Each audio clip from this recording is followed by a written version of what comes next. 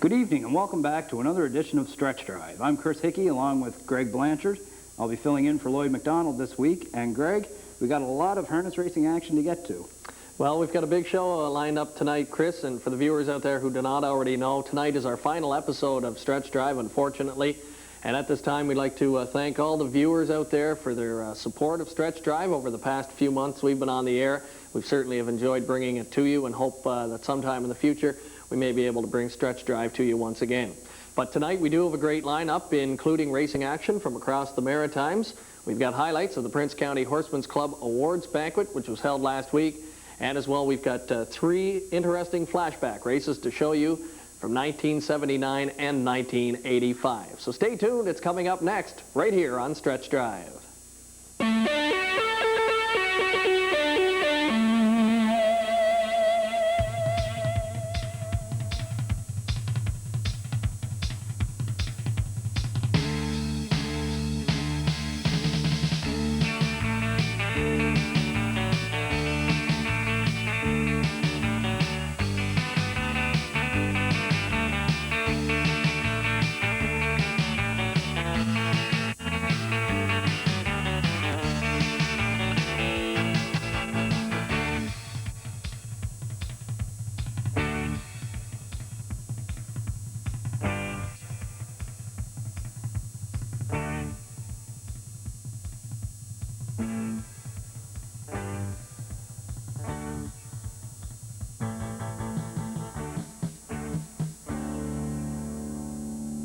Greg, we're going to start tonight's program with a flashback race from 1979, and we'll see a young Paul McDonald in this race. Well, it's another interesting flashback to 1979 here, and we do see Paul McDonald, a younger Paul McDonald, in the bike here going in this race. And we also get a look at some former drivers like Kenny Hughes and Elmer Folland, Clifford Chappell, and many more. It's one of our first of three flashbacks tonight. Again, we're going back to 1979. Moving on the upper turn, the ninth race, it's a C classification, exacta wagering. Number 1 is Last Will, Toby McDonald driving. P.J. Frost is 2 with Kenny Hughes. Ray Bell Bruce 3 driving is Elmer Folland. 4, Georgie Forever with Allison Walsh. 5 is Moving Out Ma with Bill Hicken. Peanut Stairs, number 6 with Clifford Chappell. The trailers are 7, Fellamere with Paul McDonald. And 8, Lexington with Alec McPhee. There they go, Lexington maneuvering up very quickly. On the outside is a quick third from 8th into the turn. Up front, P.J. Frost has the lead, but Georgie Forever now taking over. Lexington third off the turn. Last Will is 4th. Fellamere paces out of 5th.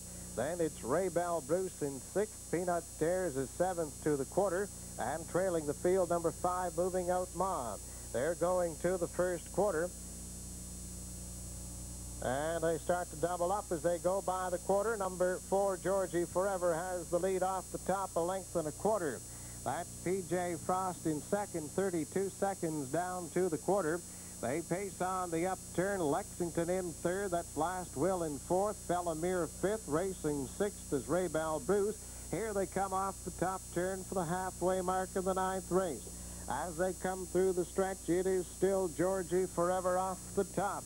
Georgie Forever takes them to the half, leading by 2 now. P.J. Frost on the move. Coming out already out there is the most happy fellow son, Fellamere.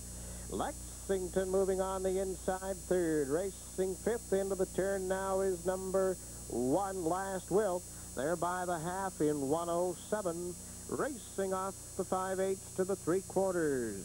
P.J. Frost on the outside, challenging Georgie Forever. Lexington undercover all the way third now, following on the outside. Here's Fellamere again, pacing the straightaways real good. He's up racing fourth. Lexington now takes over. Fellamere pacing the outside. Gets a little rough on the turn. P.J. Frost maintains second, and up on the outside, Ray Bell Bruce now driving fourth. That was a quick third quarter, 30 4/5. Here they come off the turn, driving on home now as they come through the stretch. Lexington racing second is Fellamere, and P.J. Frost and Ray Bell Bruce coming home. Fellamere on the outside. Here they are. It's going to be number 7, Fellamere. Lexington second. Ray Bell Bruce is third. Then Peanut Stairs, and it's very close for 5th and 6th. An interesting race there, Greg, from 1979, and Paul McDonald getting the victory, one of many in his career. Yes, just one of many for Paul and over his career, winning there with young Fella Murr, 2:08.4, the son of Most Happy Fella. And that was from 1979, and we've got two more flashback races coming up later in the program. Okay, we're going to take our first look at racing from the Maritimes this past week, and we're going to St. John first, race 1 on their Saturday afternoon program. Well, in here, 6 horses are going to be doing battle. It's a $2,000 claimer, and the favorite is number 2, Safety Belt. Bernie Charlton will be doing the driving here. Just beat last time out, charted in 2:04.3. And another one who deserves some attention is number 5, Cindy Motoring. She'll get the services of Gordy Hennessy in this one. 6 pacers behind the gate for race number 1. 1 is I've Got Control, 2 Safety Belt, 3 San Cimarron, 4 KGZ2, 5 Cindy Motoring. The outside 6, that's Hector's Flame. Gate is at the head of the stretch, and here they come. They're off and pacing quickly to the top goes I've Got Control. San Cimarron is up to mount an early challenge. And racing at the pylons now 3rd is Safety Belt. Racing up 4th on the outside, Hector's Flame. Then it's KGZ2 and Cindy Motoring. As they go by the opening 8th and an early speed duel up top. And San Cimarron now shows a nose in front on the outside, but I've Got Control isn't going to give it up. As they go on to the opening quarter, Safety Belt trying to keep up 3rd. Then racing in 4th is Hector's Flame. And from 5th, KGZ2, the trailer is Cindy Motoring. The opening quarter in 29.2. Rounding the turn now for the 3/8 with I've Got Control, who has taken the lead. San Cimarron gets the parking ticket 2nd. Then it's Safety Belt racing the pocket. Now out to take cover. 4th on the outside is Hector's Flame. Racing in 5th is KGZ2, and starting to move from the back of the pack, Cindy Motoring. As they approach the half, we got 3 on the inside and 3 out. As they come to the half-mile station, and I've Got Control on top. They are by the half in 1 minute and 2/5 seconds. I've Got Control and Safety Belt now 2nd at the pylon. San Cimarron has 3rd, tipping out 3 wide. There goes Hector's Flame, now 4th, now 3rd, now 2nd, and winging after the leader as they go down the back stretch for the final time. Hector's Flame now moves to the top. I've Got Control 2nd, Safety Belt out to challenge from 3rd. Then it's Cindy Motoring moving 3 wide 4th. KGZ2 and San Cimarron by the 3/4 in 1:31.3. Hector's Flame leads it by 2, but here comes Safety Belt to challenge from 2nd. I've Got Control has 3rd, Cindy Motoring 4th. Then it's KGZ2 off stride, and San Cimarron as they come off the 7/8, 2 leaders by themselves. Hector's Flame and Safety Belt digging in on the outside. I've Got Control and Cindy Motoring battling for show as they come for the payoff. Hector's Flame and Safety Belt with a late surge on the outside. It's going to be Safety Belt to win it over Hector's Flame, and Cindy Motoring gets up for 3. And the time for the mile, 2:03.2. Good 2-horse battle there down the stretch between Safety Belt and Hector's Flame. Well, Safety Belt is a pretty classy old veteran. He's an 11-year-old son of Safe Arrival who sports a record of 155 and earnings of $130,000. So a good trip there. He's a pretty classy horse, winning in 2:03.2. We're going to go now to Shelltown. The trot class from Saturday afternoon comes up on race 2 in the program. Well, in here, we've got 6 trotters going head-to-head in a very evenly matched bunch. And number 6, Easy Glide, gets Kenny Arsenault back in the bike, and this combination seems to get along rather well. Easy Glide, a very fast son of Landfair Panache, and has a lot of speed. Should be a one to watch definitely in here. And there are also some other ones to watch who do have a good chance, and that is possibly Scarlet Midnight and Scarlet Classic, a pair owned by Gordon and Darrell McLean. And both trotters very consistent and fit this class very well. Race number 2, top of the stretch, has 1 off stage, 2 Scarlet Midnight, 3 Dusty Line Baron, 4 Scarlet Classic, 5 Win the Big One, 6 on the outside is Easy Glide. Here they come. They're up and trotting all together. Up and as they leave the gate, trotting 4 wide into the first turn. Osty up the rail for the lane. Easy Glide rushing up through it on the outside between horses Scarlet Classic. 3 wide, heads up as they go trotting it up the backstretch. Going 3 wide, racing ahead. heads apart as they trot to the opening quarter. Easy Glide on the outside. Scarlet Classic now up the rail. They go trotting neck and neck by the quarter-mile mark. Trotting on to the 3/8. Opening quarter in 30 seconds flat. Scarlet Classic on top. Easy Glide the outside, trotting second. Austin shows third. Scarlet Midnight fourth. Dusty Lane Baron. And to win the big one, trotting through the stretch in front of us first time.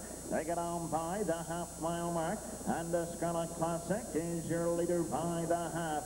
Easy Glide outside Park second, showing third Austin, fourth Scarlet Midnight, Dusty Lane Baron, and to win the big one, trails half a mile, a minute to fifth. They trot by the 5/8. Scarlet Classic, your leader, backside, final time they go, has it by 2. Easy Glide parked on the outside, coming back on second. Scarlet Midnight, 3 wide on the outside, third. Austin at the rail in 4. They get on by the 3/4-mile mark. Scarlet Classic, your leader up front. Scarlet Midnight now driving outside second. 1:32 and 3 by the 3/4. They have an 1/8 of a mile left to trot. It's Scarlet Classic and Scarlet Midnight. They'll battle it out to the lane. Easy Glide is racing third. Scarlet Classic, Scarlet Midnight on the outside. They race it out, trotting through the stretch for the mile. Scarlet Classic, the winner. Scarlet Midnight second. Easy Glide hangs on for 3.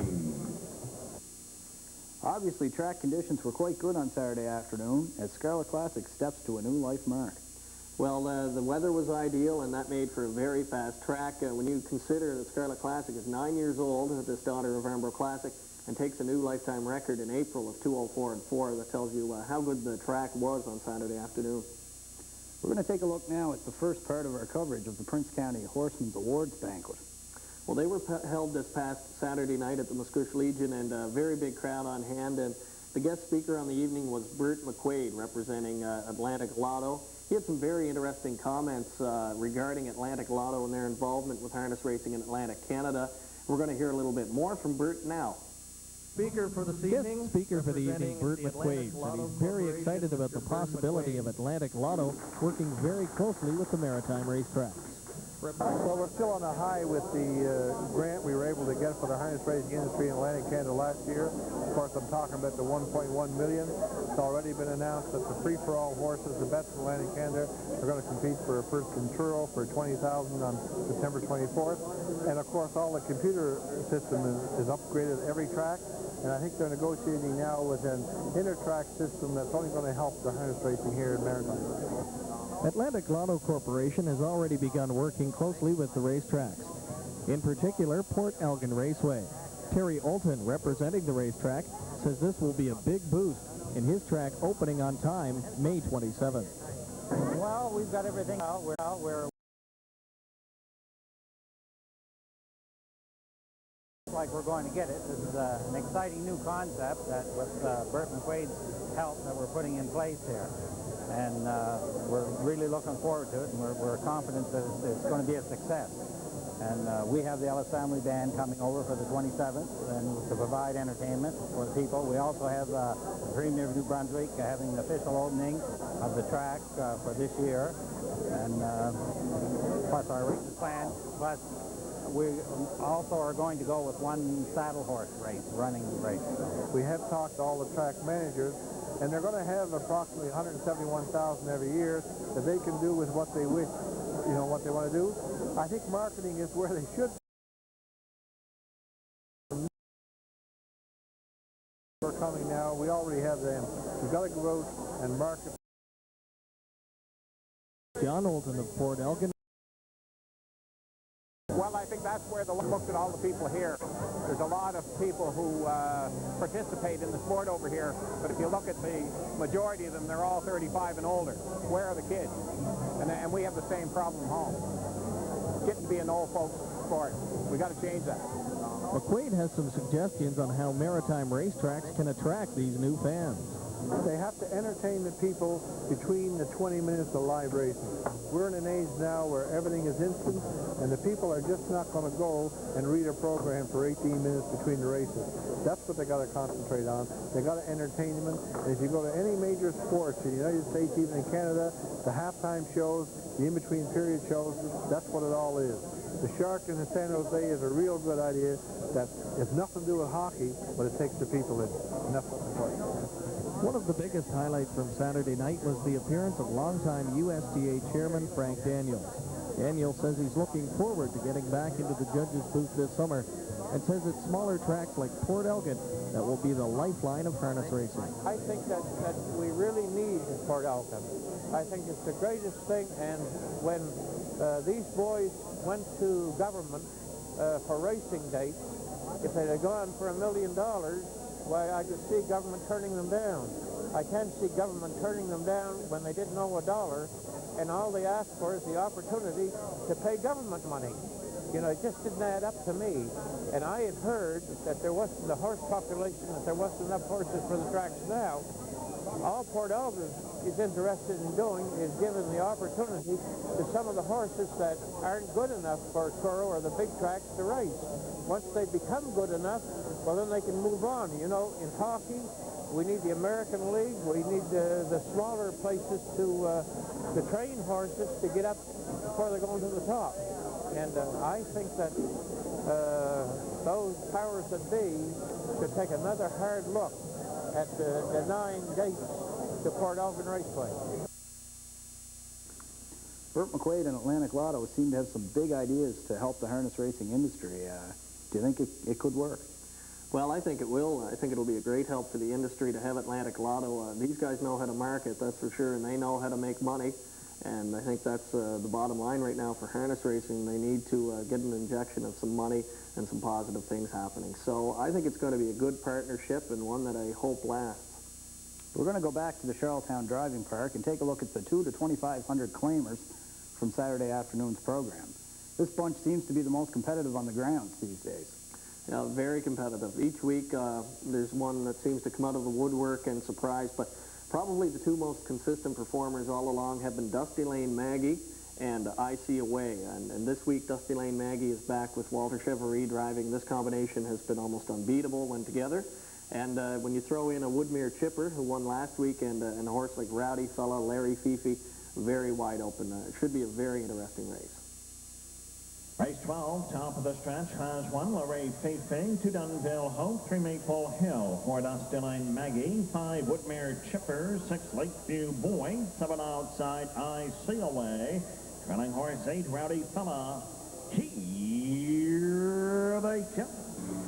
They're up and pacing. Dunville Hope and Maple Hill go battling for the lead as they drive into the first turn. Maple Hill upon the outside is going to the top. Dunville Hope will now race second, a gap of 3, back to Larry Fifi third. Fourth is I See a Way, Rowdy Fella from 5, Dusty Lane Maggie, Woodmere Chipper, and the Lakeview Boy trails back to the leader up front. Maple Hill has opened a 3-lap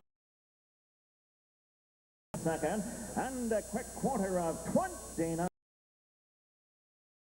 Maple Hill, he has a 4-length lead now as they swing off the top turn. Maple Hill off the top. Racing second, Dunville Hope. Larry Fifi moving outside third. I See a Way from 4. Dusty Lane Maggie gets underway from 5. 1 half gone, 1 to go. And the Maple Hill is your leader to the paddock turn second time. 59 seconds flat by the half. Maple Hill on top. Larry Fifi drives out on the outside second. Dunville Hope racing it along the rail third. I See a Way on the outside is going 3 wide up fourth. Rowdy Fella, Dusty Lane Maggie, Woodmere Chipper. Well back is a Lakeview Boy. Up front tightly bunched as they get on by the 3/4-mile mark. Maple Hill still on top. Dunville Hope locked in at the rail second. second. Larry CPICOA is coming 3 wide fourth. Woodmere Chipper forward on the outside. 1:30 and 3/3. Here comes Dunville Hope on the outside. Dunville Hope, Rowdy Fellamate Hill is still there as they race it out right down to the wire. Dusty Lane Maggie, it's gonna be too close to go. Dusty Lane Maggie will win it. Dusty Lane Maggie and Walter Chivery making another trip to the winner's circle. Well, they're very familiar with the winner's circle, this combination, and took advantage of a big half there, 59 seconds, and went on to a 2:03 win. And in this race, there were 2 claims as well. Number 5, Woodmere Chipper, and number 7, I See a Way. Woodmere Chipper goes back into the care of Bob Craig. Bob Craig had him initially, and I See a Way claimed by Hilliard Graves. So it'll be interesting to see how they respond in the coming weeks. We're going to take a look now at the final from the Tim Hortons series, which came up Sunday afternoon in Truro. Race 10 on their program, big purse race coming up here, a $9,000 added, and an excellent-looking field of 9 going postward here. Cat Scooter has been the dominant horse in this series, though. He's won 4 in a row coming into this race, and has paced in 2 minutes flat already this year, so he should be very tough. Escort's Aid finally gets a good draws the 2 post, and should be a factor. Number 3, Jammer Time, possibly the sleeper, Henry Smallwood driving. Race number 10 of the afternoon, the $9,050 final of the Tim Horton series for 3, 4, and 5-year-olds. Top of the stretch has Rambo Derby, Escort's Aid, Jammer Time, Cat Scooter, MD Mitty, Cindy Ella, Swinging Wave, Don't Tax Me No More. In the back tier, Radiant Herods.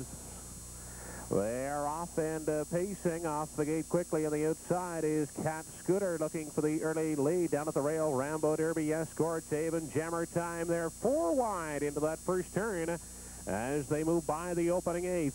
That is Escort's Abe now emerging with the top spot. Jammer Time on the outside is racing second at the rail. That's Rambo Derby third.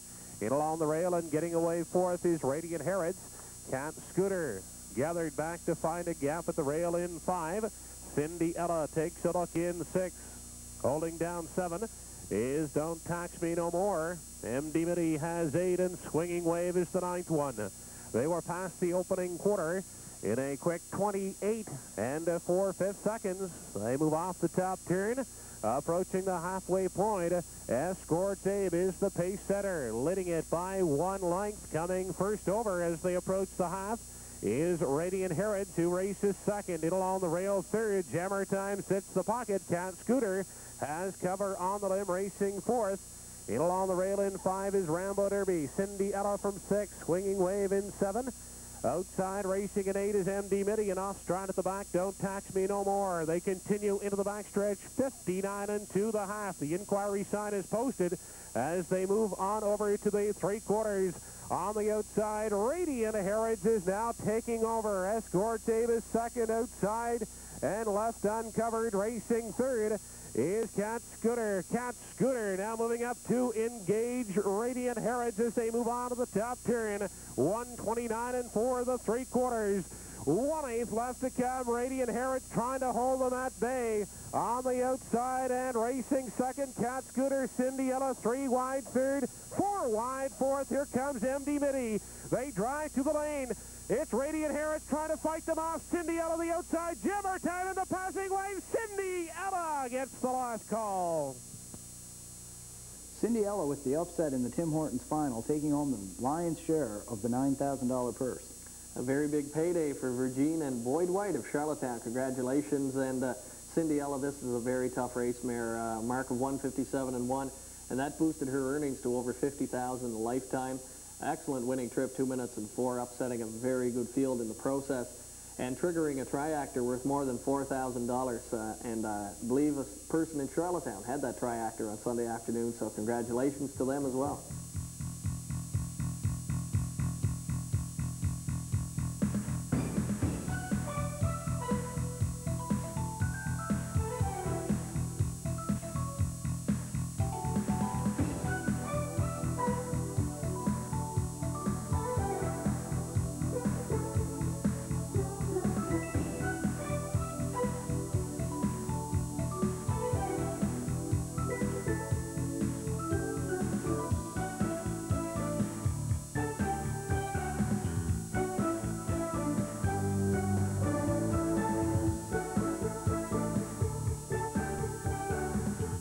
take a look now at race 13 from Shelltown's Saturday afternoon program. In this race, it's a non-winners class, and Maple Grove Helios and Walter Chevrolet take a bit of a drop here. Gets a bit of relief from the horses he's been racing. Should be the better choice going into it. Number 4 wasn't even there. This is a nice mare by Aberon. Barry Craswell drives, and making her second start back was impressive first time out, so could be ready to visit the winner's circle again here. Race 13, top of the stretch, has 1 Dr. Phillips, 2 Maple Grove Helios, 3 Harrod's Image, 4 Wasn't Even There, 5 Keystone Meister, 6 on the outside is Airborne Nukes. Here they come.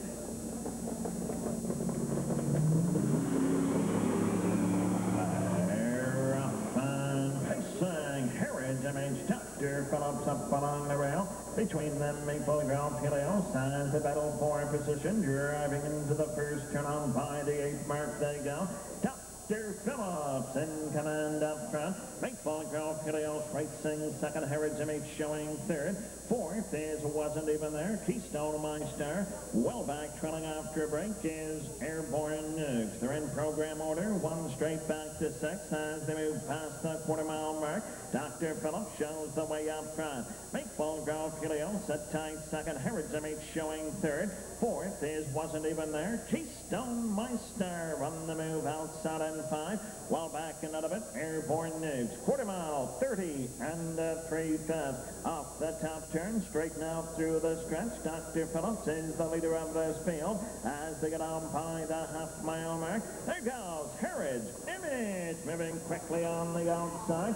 He wants the lead as they race the paddock turn second time. Harrod's Image outside, getting a neck in front. Half a mile in 1:01 and 1/10. Harrod's Image is taking them backside final time. Dr. Phillips racing second. A Keystone Meister on the outside third. Maple Grove Helios up the rail and 4 Wasn't Even There. And Airborne Nukes well back. Harrod's Image still in command by the 3/4 mile mark. Dr. Phillips racing second. Wasn't Even There. 3 wide on the outside third.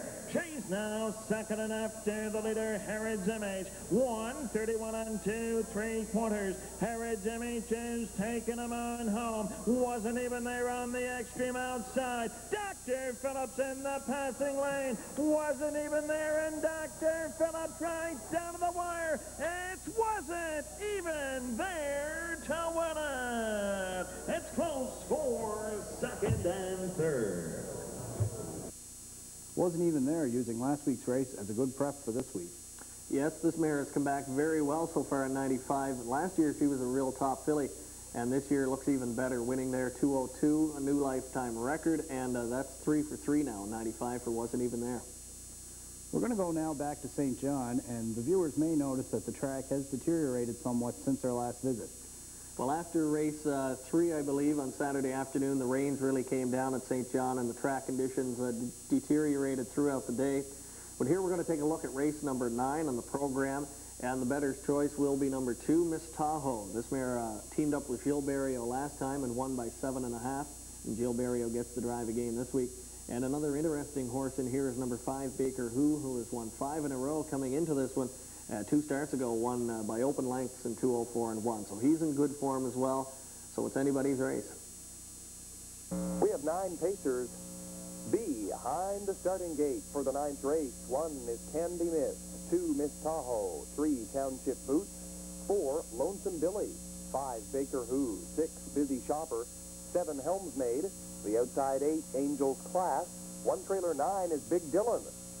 Gate is at the head of the stretch, and here they come. They're off and pacing quickly to the top goes Township Boots. On the outside of him, that's Lonesome Billy bidding for the early lead, and Candy Miss gets away third. Then it's Miss Tahoe, Big Dylan, race Tahoe. Boots holding his ground third. Then it's Candy Miss fourth. Big Dylan and Baker, who it has turn now, and Miss Tahoe goes to the front. Lonesome Billy has second as they go off the top. Baker, who now is coming. Big Dylan is 3. And back 4 lengths to Angels Class and Helmsmaid. They reach the half with Miss Tahoe in 1:02 and 3. Baker Who driving second at the leader's wheel now on the outside. Racing in third is Lone. Then it's Township Boost. Moving in sixth on the outside, Big Dylan. Busy Shopper has seventh. Then it's Angels Class and Helmsmaid as they go down the backside for the final time. Miss Tahoe leads it by a nose over Baker Who, trying to wear her down on the outside. Lonesome Billy is still close at third. Candy Mist drives fourth on the outside. Has sixth. 3/4 in 1:35. Big Dylan seventh, Angels Class and Helmsmaid. 2 leaders still battling, and now Baker Who shows ahead on top. Miss Tahoe trying to hold her ground on the inside. And then it is Lonesome Billy wide fifth. Off the top turn, Baker competition on the Lonesome Billy is there as well. Baker Who and Township Boots to the line. Township Boots to win it. Over Baker Who, looks like Candy Mist getting up for the show. And the time for the mile, 2:07 and 4. An exciting finish in that one, Greg, with 6 horses across the track and Township Boots just getting up to At anything. Massacre has 2 wins in his last 4, and both times were on off track. So definitely helped Township Boots in there. And the hot Brian Moore just continues to win at St. John. We're going to take a look now at the second part of our coverage of the Prince County Awards Banquet. Well, this time we're going to have a look at the award winners and the top performers of 1994 at the Summerside Raceway. And our next award is for the Trainer of the Year at the Summerside Raceway. And I think an average of 581 speaks for itself. Ladies and gentlemen, the Trainer of the Year, sponsored by Johnson's Homestyle Products, Jenny Bigger. Bigger took home most of the hardware from Saturday night's banquet, a total of 4 awards, including Horsewoman of the Year. She also picked up the trophies for Aged Pacing Horse and the 2-year-old Colt Pacer of the Year. Afterwards, Bigger said she was quite thrilled to have such a big night. Well, I was really thrilled. Like, I was surprised. How long have you been training horses? I started with the horses in 1978 out in Alberta, and I got my trainer's license in 1980. So I've been... And how many horses do you have in your stable? Right now we're going with 11. My husband and I, we train together. Okay. Do you do anything else besides training, or is that well, it's primary, but I also work part-time for Mr. Cannon, looking after him as well. And do you have you driver's license? No, I never really, I like training, and I figure there's lots of good drivers like Walter, so we'll just let them do their job. And how does it look for 95? How does it look this year? They're looking really good right now. Of course, you know, it's hard to tell so far, but we're really pleased with the results we're getting right now, so we're looking for lots of good things for 1995. You see the same horses back, Elmer, Oh, yeah. And yeah, we've got 2 2-year-olds with Earl, and then we've got 2 other 2-year-old colts and 2 2-year-old fillies, so we're, as well as a couple of 3-year-olds. How are your young ones going right now? Well, we just really started training because the track in Summerside wasn't ready to start early, but they're looking good right now, you know. And finally, you had a really successful year last year. Is there a secret to it, or? No, just good feed, steady work, and lots of prayers. The top dash-winning driver in 1994 at the SRW was Walter Chevery. Chevery posted 37 driving wins in just 26 programs. Chevery also captured the award for top percentage driver in Division 1 with a 429 driving average. Finishing second in the first division was Dale Sobey at 342, and third was Kenny Arsenault at 303. The top percentage driver in Division 2 was Gary Chappell. Chappell posted a 407 driving average and was also one of the top dash-winning drivers during the summer meet. Finishing second in Division 2 was Elton Miller at 390, and Mike Dowling rounded out the top 3 in the second division with a 365 driving average. With an average of 385, Norris Rogers was voted the Rookie Driver of the Year at the SRW. Most Sportsmanlike Driver Award went to Kensington horseman John Montgomery. Montgomery campaigning a very steady stable of horses throughout the 94 meet. The 2-year-old Trotter of the Year went to Miss K. Mack. This 2-year-old trotting filly started 5 times in 1994 and earned over $15,000. 2-year-old pacing filly of the year went to Charlotte's Ivory. This daughter of the Denman posted 6 wins in 7 outings for owner Leith Clark. 2-year-old pacing colt of the year honors fell to Feature Event. This 2-year-old son of Full Feature was trained throughout his campaign by Jenny Bigger. Dunmore Quigley was voted the 3-year-old Trotter of the Year. Dunmore Quigley was a top performer in Atlantic Canada and also went on to race very well upcountry. 3-year-old pacing filly of the year went to Loose as Ashes, owned by Harold Culleton, trained and driven by Lester Chappell. Loose as Ashes posted a lifetime best of 2:04.4. 3-year-old pacing colt of the year went to Deanna's Moon. Deanna's Moon was a very steady campaigner throughout 1994 and posted a lifetime best of 2:04. Ladies Classic, owned by Ralph Cole, was voted the Aged Trotter of the Year. Ladies Classic, a very consistent performer at both the Shelltown Driving Park and at the Summerside Raceway. The Aged Pacing Mare of the Year award was given to Surfside Almahurst.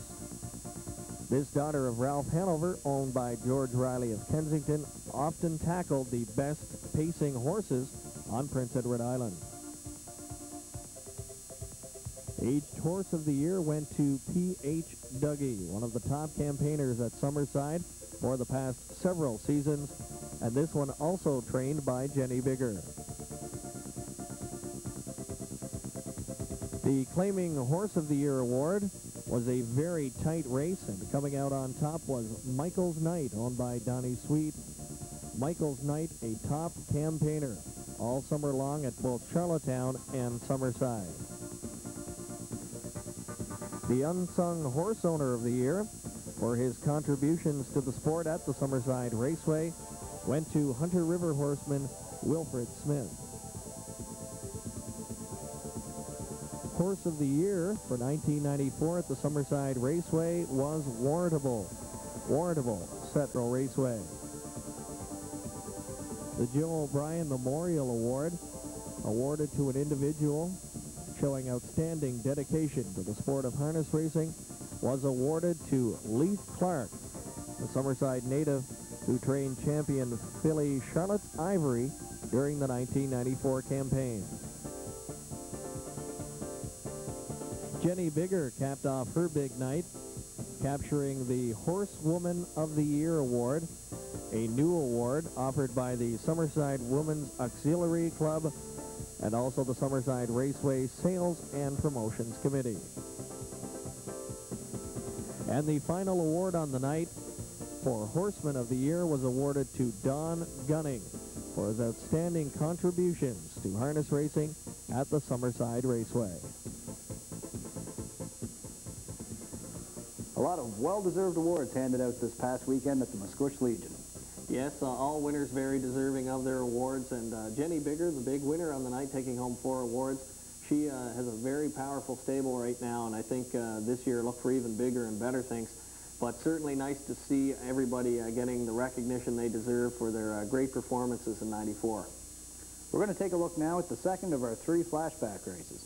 Well, now we're going back to 1985. Our first flashback race we've had this season from Sackville Downs, and it's the W.R. Mark Memorial Pace from 1985, the purse $2,500.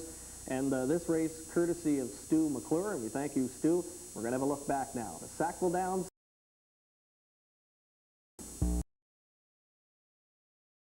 Memorial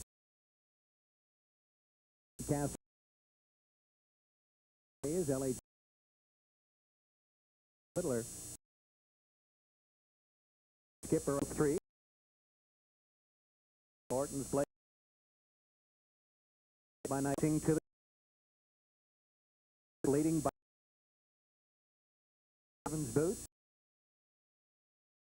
Fifth. Skipper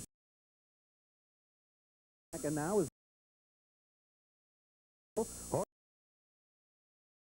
to the outside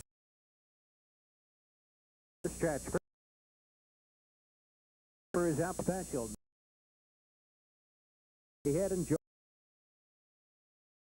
02. Which they'll go leading from 6. They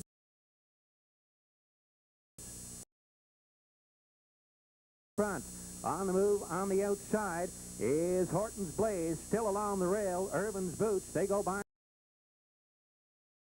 heading for the top a bit on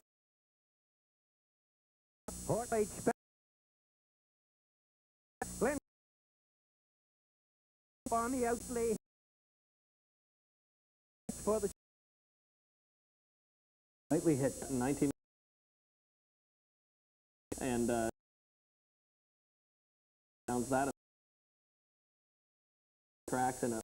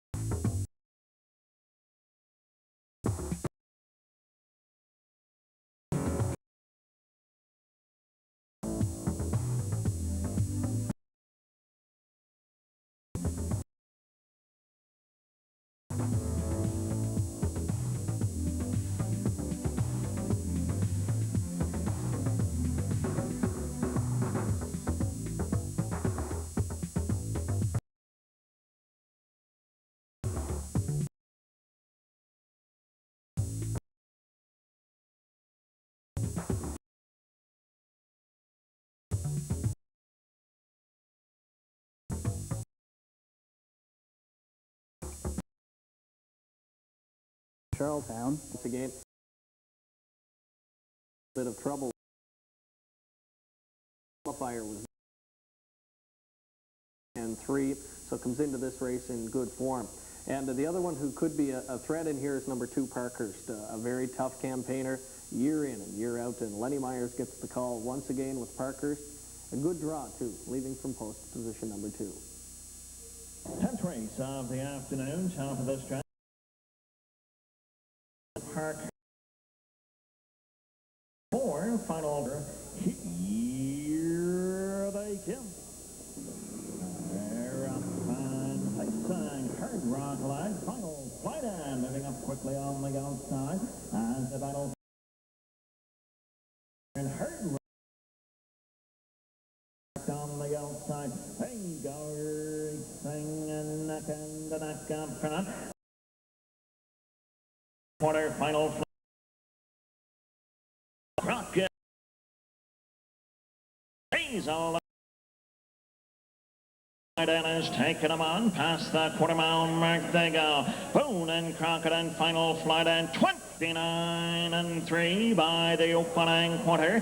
Final full light in has Boone and Crockett parked as they swing off the top turn. Hard Rock Lad is going forth is Parkhurst, still at it up front as they get on by the half-mile mark. Final flood in and Boone and Crockett, they are neck and neck as they get on by the half. Hard Rock Lad moves the outside third. Parkhurst then Fitton Chips and a lot of fur trails. 59 seconds flat by the half they go. Hard Rock Lad 3 wide, swoop on the outside as they race the backstretch. Final time, Hard Rock Lad is going to the top. Final flight and now second. Parkhurst finds a racing room. He's on the move wide third. Fitton Chips is going 3 wide from the back fourth. Far turn, final time they go. Open legs, 1:30. They have an 1/8 of a mile by through the stretch for the mile they come. Hard Rock Lad, Parker's down the outside, upset in the making. Hard Rock Lad hangs on. Fit and Chip second. Parker. Hard Rock Lad benefiting in there from an early speed duel. Well, he took certainly full advantage of that early speed duel. Final flight in, and Boone and Crockett going at it there. Torrid Fractions and Hard Rock Lad definitely benefiting from that. A new race record for Hard Rock Lad, so another new record on the program, that very fast day of speed at the CDP. And for Boyd McDonald, another one of his horses performing very well. He's got his stable racing in top form right now. We're going to take a look now at race 10 from EPR on the Saturday afternoon program. Well, this was their top class from Saturday afternoon, and Quick Challenge, the CDP Invader, testing the waters in the top class at St. John, and I think simply overmatches this field. 4x4, the only horse I think that could pose any kind of threat here. This horse is on a 9-race winning streak coming into this one, but Quick Challenge, a very class horse, and should have an easy time of it with this bunch. Field of 6 in the hands of starter Dave Nicholson for the restart of race number 10. 1, Courageous Maud. 2, Sammy Motoring. 3, Charlene Cash. 4, Paris Motion. 5, 4x4. 6 on the outside, Quick Challenge. Here they come. They're off and pacing. Charlene Cash scoots quickly off the gate. Quick Challenge on the far outside to press the issue early. Racing in third is Courageous Maud. Then it's Sammy Motoring in fourth. Paris Motion fifth, and 4x4 trails. Quick Challenge now shows a nose on top and drives by Charlene Cash as they go down the back stretch for the opening quarter. Courageous Maud has third. Then racing in fourth is Sammy Motoring. Paris Motion fifth, and 4x4 starts to make an early move from the back of the pack as they go by the opening quarter in 29 seconds flat through that slot. Quick Challenge leads it a length and a half over Charlene Cash. Driving third is Courageous Maud. 4x4 now has come to fourth on the outside. Sammy Motoring has fifth, and Paris Motion moves with cover from sixth as they swing off the top turn and come down the stretch for the opening half. Quick Challenge leads it a length.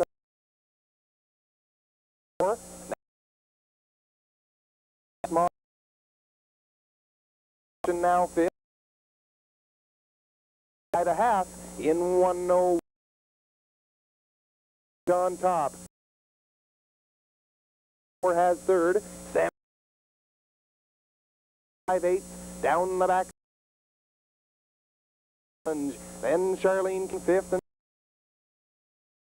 and it on and now moves to a 4-length lead as they go by the 3/4 in 1:33 and 2. Quick Challenge looking for his fifth straight.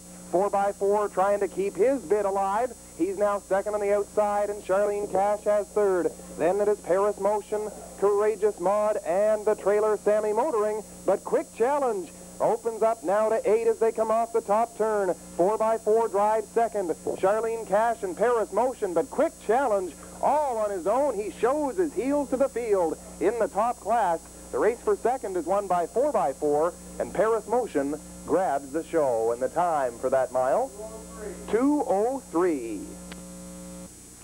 Quick Challenge, definitely the best in there. No contest. Quick Challenge running away on that field in 2:03. Last quarter 29 and 3, which is quite a time on that off-going. Track off considerably at that point in the afternoon. And it'll be nice to see when horses like Quick Challenge get a little bit of competition here. Good free-for-all. 8 horses going to battle here. With the absence of Quick Challenge makes this a much more wide-open affair.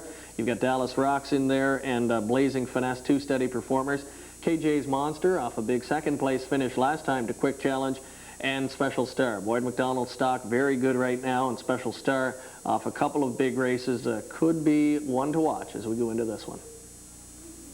Race 16, final race of the afternoon, top of the stretch. The feature has 1, Call Me Fitz, 2, Denaston Dazzler, 3, Runner Jim, 4, Dallas Rocks, 5, Special Star, 6, Blazing Finesse, 7 outside, KJ's Monster, trailing horse 8, Kensington Road. Here they come. They're up and pace. racing. Special Star getting away quickly for by fourth.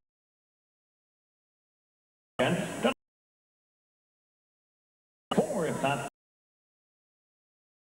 Blazing for us out there in 5. Reimer Jim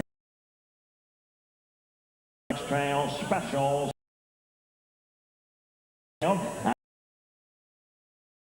Racing and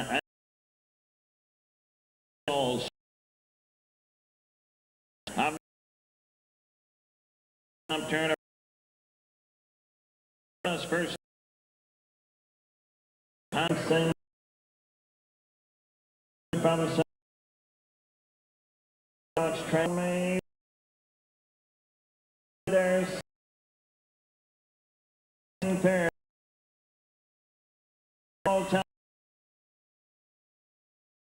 Star open legs